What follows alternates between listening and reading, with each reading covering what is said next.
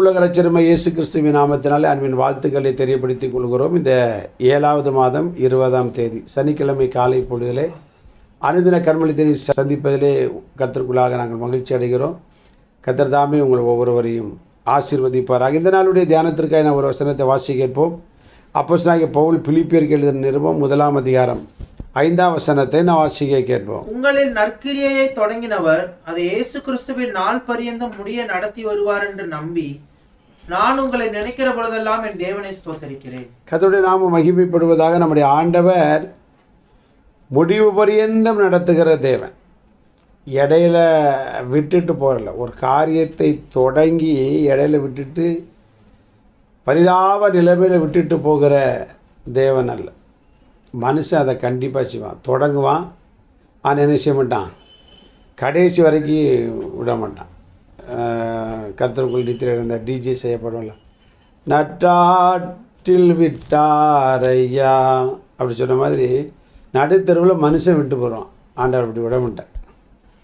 முடிய நம்மகிட்ட ஒரு வேலையை தொடங்கினார்னா அதை முடிவு பரியந்தான். லூக்கா 10ஆம் அதிகாரத்தில் ஒரு சம்பவத்தை நான் வாசிக்க முடிகிறது. ஒருவன் எருசலேமிலிருந்து எரியோவுக்கு வந்தான். இப்போவும் அது அப்படிப்பட்டதான திருடர் நிறைந்த பாதைகள் என்று சொல்கிறாங்க. எருசலேம் டு எரிகோ. திருடர் கையில் அகப்பட்டான், பிடிச்சாங்க.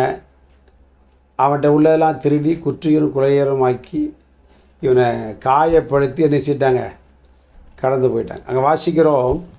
சோத்திரம் வாசிக்க கேட்போம். லூக்கா 10ஆம் அதிகாரத்தில் ஒரு ஆசாரியன் தற்செயலாய் வந்தான்.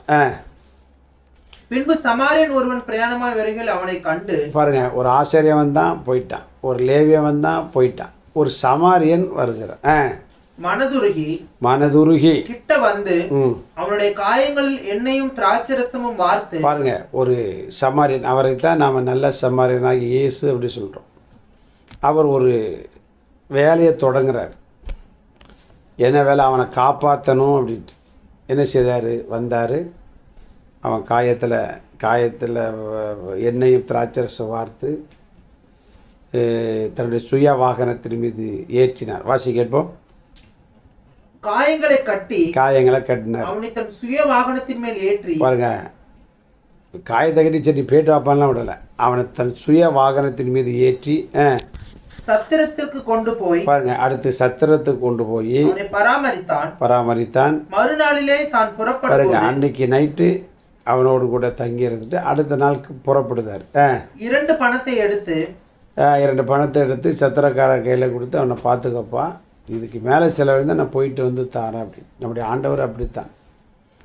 ஒரு நாளில் நமக்கு எங்கேயோ கிடந்த நம்மை அதாவது பிசாசுடைய பிடியில் காயத்தோடு குற்றுயிரும் கொலையுருமாக கிடந்தோம்.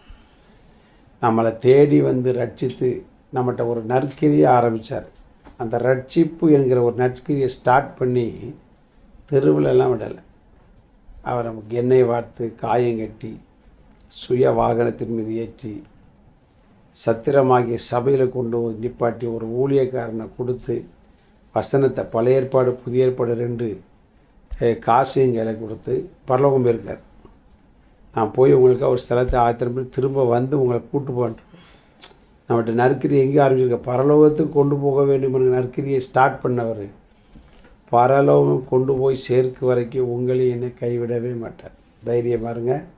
ஆண்டவர் உறுதியாய் பிடித்து கொள்ளுங்கள். நிச்சயம் கர்த்தர் நடத்துவார். நல்ல பிதாவே, என் நற்கிரியை தொடங்கி முடிவுவரை நடத்துவதில் உண்மையுள்ள தேவனாக இருக்கிற அப்படின்னாலே ஸ்தோத்திரம். என்ற வாழ்க்கையிலும் உண்மை உறுதியாய் நாங்கள் பற்றி கொண்டு உமக்காகவே வாழ தொடர்ந்து கிருபைத்தார்.